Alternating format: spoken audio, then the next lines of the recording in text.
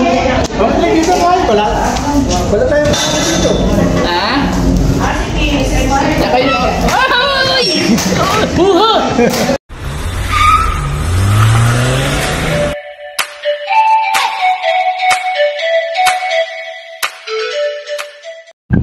Welcome back!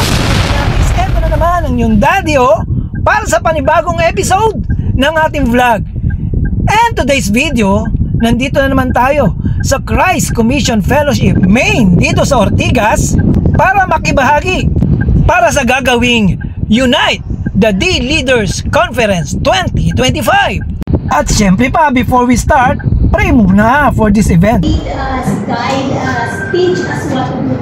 Help us to be generous in our smiles. Help us to be gracious in our patience, Father God. May we be a blessing to everyone, Father, as they are blessing in our lives, Father God. We pray, Lord, that you go before us in all our ways, our thoughts,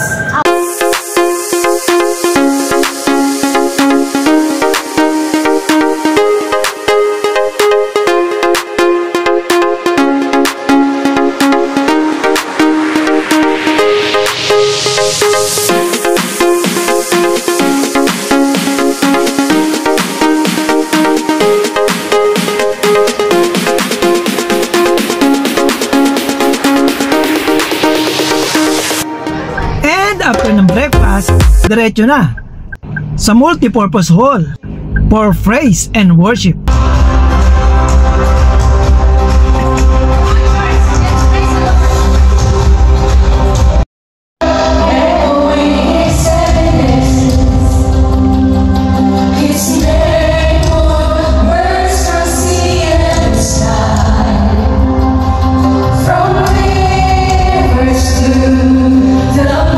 So much. You are brave souls indeed, very much dependent on the Lord, because we pray that we'll be able to continue with this despite the rains. Huh? 12. We agree that as a big leader, we have to have resilience. To share the gospel and do His work, right? Because the Spirit of God is not spirit of timidity, it's spirit of power. Soldiers are in constant battle, but soldiers are focused to the missions. And then yung second po sa athlete is the medal. And then yung sa third po, yung sabi po nung naman na-share kanina is about dun sa fruits po nung crops. Pag-uusap natin ng mga walang sense. Tapos in doing so, nagkakaroon tayo ng quarreling. Pastor Bert, okay, ladies first daw dito Sheila. Akala ko according to age.